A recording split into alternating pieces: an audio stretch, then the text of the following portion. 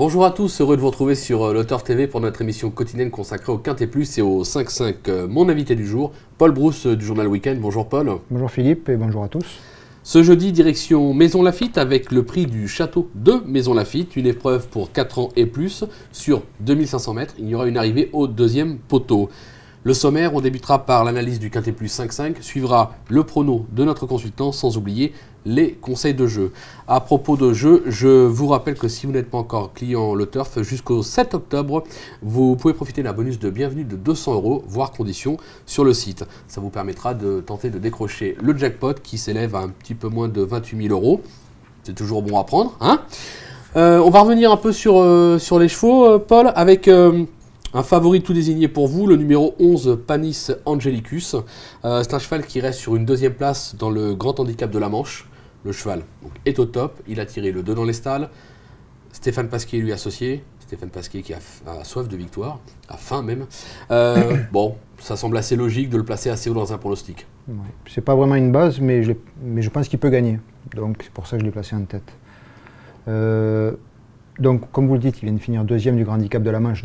Il est donc raccourci et il pourrait être pris de vitesse. Mais il faut se rappeler que l'année dernière, à la même époque, il était à l'arrivée de Quintet, d'un Quintet bien composé d'ailleurs à cran, à la même valeur et sur 2400 mètres. C'est un cheval qui est à mon avis bien meilleur en bon terrain, comme c'est un fils de Panis. Là, il aura donc tous les atouts pour enfin enlever son Quintet.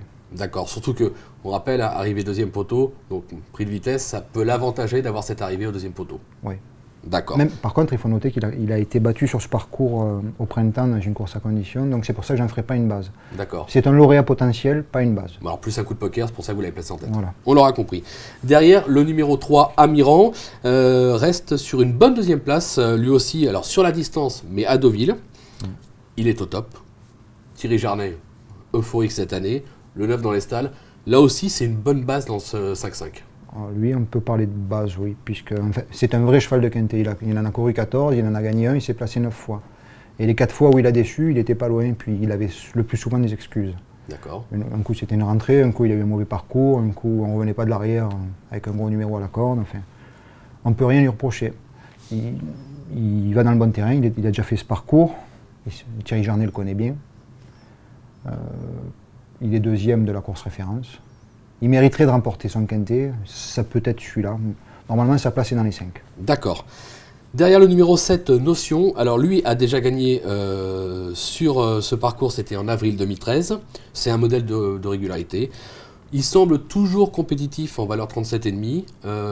Umberto Rispoli, vous savez que c'est mon chouchou, lui associé, le 14 dans les stalles. Là aussi, c'est un cheval qui peut ambitionner de conclure dans les 5 premiers. Il a le 7 dans les stalles, pas le 14. Ah, je me suis trompé, donc mais le 7, c'est pas 7 x 2, 14. Ouais. Donc le 7. Donc il a gagné son Quintet à l'issue d'un très bon parcours donné par Umberto Rispoli avec l'as à la corde. Il a été pénalisé, il est 2 fois 5e. Mais je pense que malgré les apparences, il est toujours compétitif et il a un peu de marge. En fait, la première fois où il est 5e, il avait attendu dans le dos de Moudila, qui avait mené un train de sénateur, qui a démarré et qui l'a laissé sur place. Et il a peut-être dû prendre un coup au moral et il est 5e en paraissant plafonné, mais je pense que si la course avait été plus rythmée, il aurait certainement terminé plus près. Et le dernier coup, c'était à Nancy, un hippodrome sur lequel on ne s'adopte pas forcément. C'est clair. Là, il retrouve un parcours sur lequel il a vaincu, et lui aussi est, à mon avis, bien meilleur en bon terrain. D'accord. Donc je pense qu'il va se racheter. Enfin, qu'il va se racheter. Je pense qu'il va démontrer qu'en fait, il a plus de marge qu'il n'y paraît. D'accord. Il devrait terminer même, à mon avis, plus près que 5e. D'accord, donc c'est la confiance, on l'a compris. Derrière, le numéro 14, Zimri. Alors c'est un cheval qui sait lire et écrire à ce niveau, il n'y a plus de problème. Lui a tiré l'as, je ne me trompe pas. Ah oui. Alexis Badel sait en tirer la quintessence. Là aussi, c'est un cheval qui peut même, enfin, là c'est un avis personnel, qui peut même l'emporter.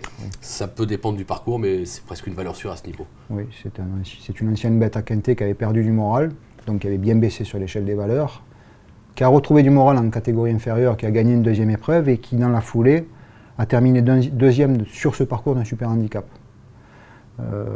C'est le plus expérimenté du lot à Deauville. Il s'est placé 6 fois en 11 tentatives, dont une fois sur ce parcours, dans un lot supérieur.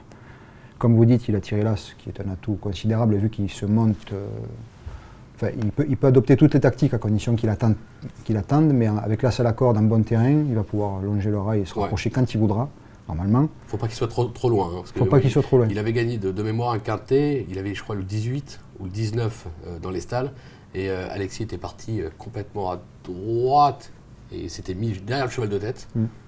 Et il avait gagné quintet comme ça alors qu'il avait le numéro 19. Donc c'est une tactique de course, il sort vite, il part vite, donc il peut même se placer. Là il aura l'as, c'est encore mieux pour lui, quoi.